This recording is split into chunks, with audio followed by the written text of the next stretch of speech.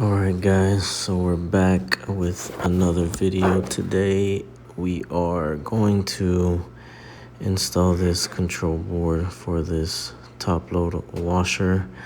The reason why we're installing this board today is because apparently every time that the customer turns it on or it's even connected to power, it just goes straight to drain, and she can't stop it or start a cycle. So what we're gonna do first is we're gonna take off those 1/4" screws in the back, just to take the metal panel off. As soon as you take it off, just kind of slide it down the hoses.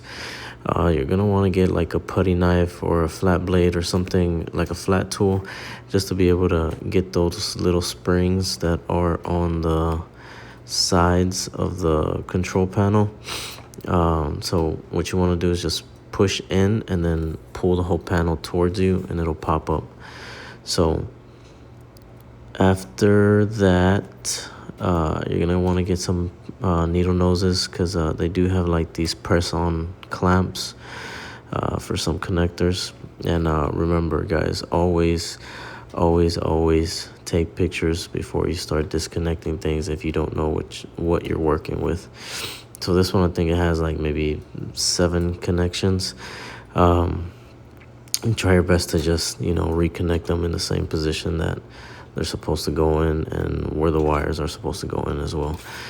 This one has a 1/4" screw on the side, and it has these little spring tabs on top, where you just press them and pull the board up, and then it should pop up just like that. So before you install it, just kind of compare them, if they are even the same, because sometimes they come in a different housing and then some connectors won't actually fit. But just be sure that it's the same one and that it corresponds. So what you're going to want to do is align those plastic tabs at the bottom to the control board, and then as you can see, I'm just trying to align it where it's supposed to be. It has a little lip that you're supposed to slip in as well. Align that one as well. As soon as you're in position, you're going to want to put the 1/4" screw back in and just push those tabs in so it can hold it in place. So now we're just basically working backwards. You're going to connect everything that you need to.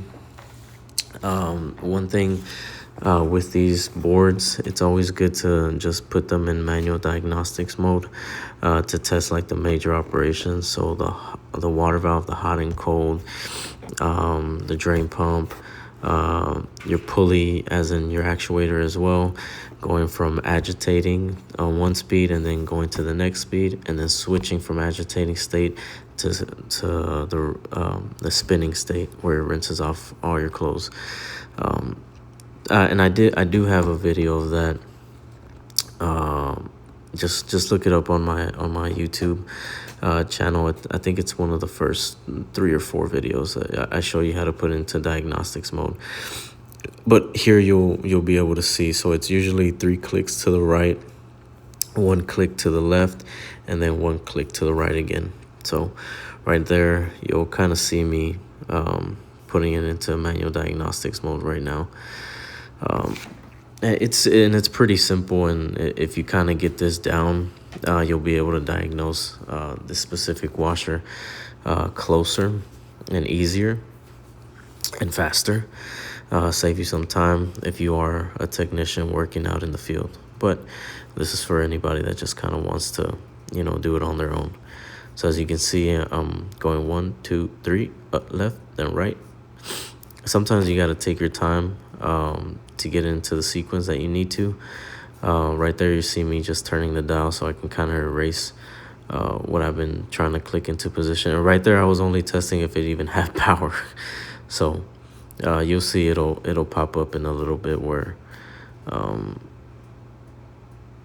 just give it a second. There it is. So as soon as you see those lights flashing on, you're going to want to turn the dial where you see 2 lights next to each other. You want to press start. That'll go into manual diagnostics mode. Then you want to press start again to activate the lid lock.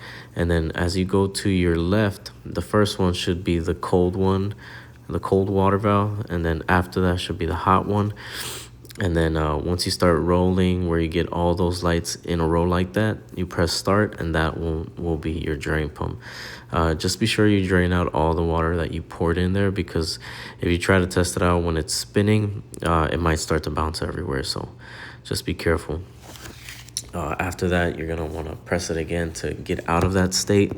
And then we're going to go back to our original position, and then we're going to go to the other side. So the first one is just agitating, the first speed. And sometimes it takes a little bit of time for it to activate.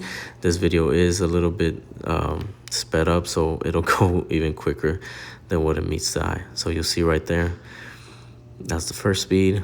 We're going to stop that. Second speed. Stop that. And then the third one is switching from agitating to spinning. That's basically testing your pulley and your actuator if they are working properly. And as you can see, everything's up and running.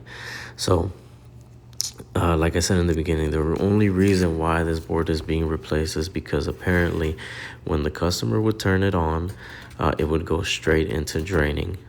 Like no pressing buttons, it would just automatically start to drain on its own. And usually that's just something wrong with their main board that just keeps on sending power to that drain pump, or it just stays on the whole time. And it's pretty common for these. So this sort of Maytag top load washer, Whirlpool makes the same exact one. They're basically the same. You'll kind of see the same issues here and there. So you want to put everything back together. And yeah, this is a pretty easy fix. I did actually put the actuator, a new actuator on this washer. I just didn't record that one, but that one's pretty simple. It's at the very bottom of the washer. I just only held by 2 Phillips screws, and it's very self-explanatory if you ever get it at the bottom of these washers.